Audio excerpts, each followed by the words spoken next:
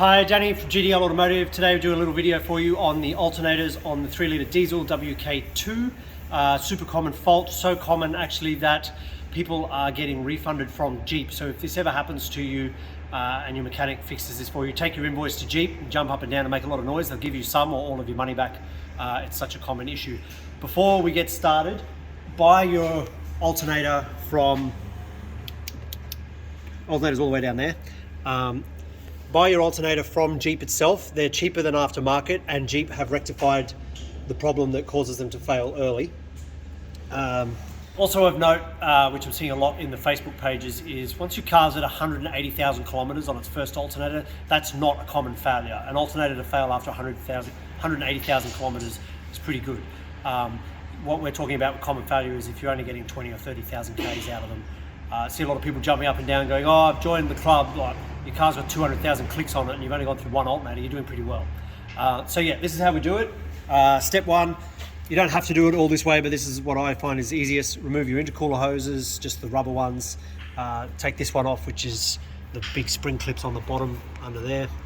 And you don't have to, but it's easier if you take the cover off the high pressure diesel pump, which is on the front just above the alternator. Disconnect your battery is also step 1 or 3 or wherever we're up to. Yeah,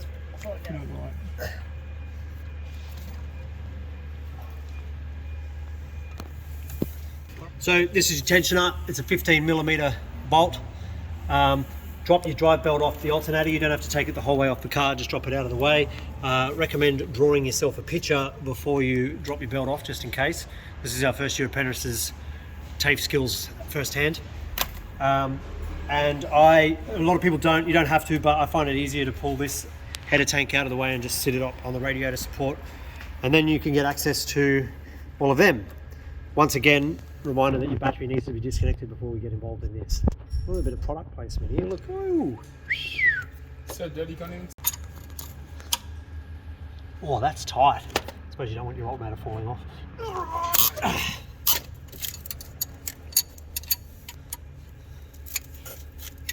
Oh, that one's not tight. And from memory, I must admit it's been a while. In fact, I don't think I've ever actually done this one myself. I just pay other people to do it. One of the studs has to come out. We'll get to that in a minute. So loosen these, but don't take them all the way out. Jordan, may I have a ratcheting 13mm spanner, please?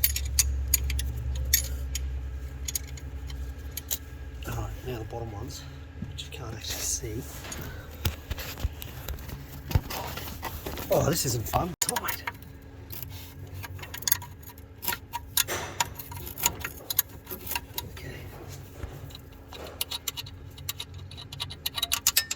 I knew I'd do that.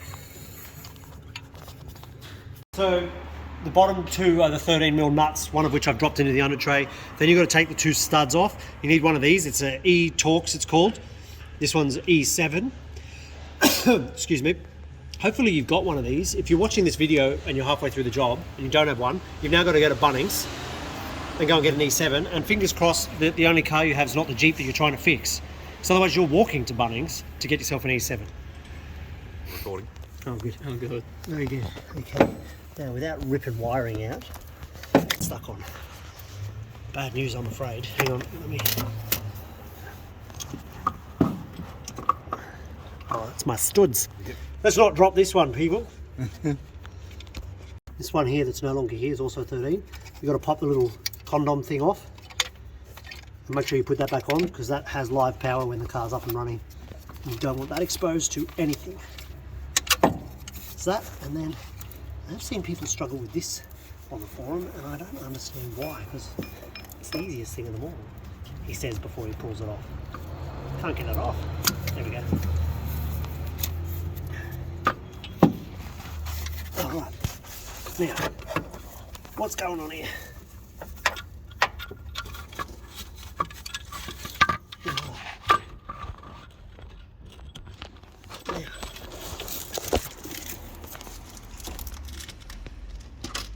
All that, apprenti, pad 1.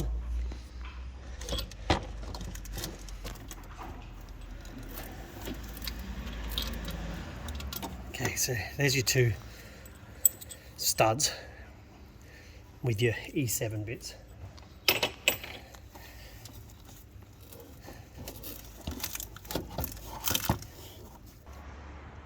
This is our old one, which turns out is not genuine Jeep.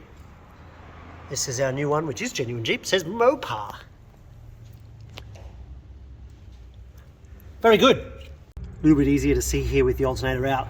On that bottom rearmost stud, which is the E7 we were talking about, it goes through this as well. So when you're putting this back, make sure that you put the stud through there, otherwise your power steering lines are gonna, someone's driving a V8 past, otherwise your power steering lines are gonna wibble wobble around. That was a Subaru. What do you say? Hey. If you found any of this useful to you, please do us a favor, subscribe to our YouTube channel, click on the little bell icon so you get notified when we release new content.